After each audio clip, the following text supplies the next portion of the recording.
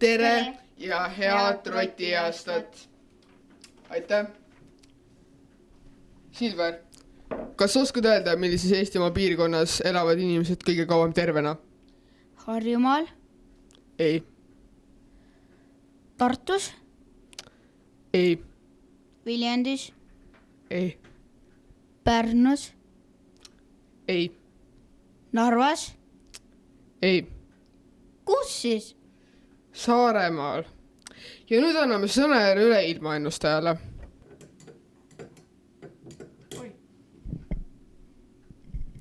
Tere! Täna siis räägime ilmast. Täna öösel on -3 kuni +2 kraadi. Võib sadada lund ja isegi lörtsi. Tere, minu nimi on Hiie. Aitäh. Ja täna me räägime aastaloomast ja aastalinnust. Anni, kas sina tead, kes on selle aasta aastaloom ja aastalind? Tere! Ja jah, ma tean küll, kes on selle aasta aastaloom ja aastalind. Aastaloom on nahkhiir ning aastalind on tuttpütt.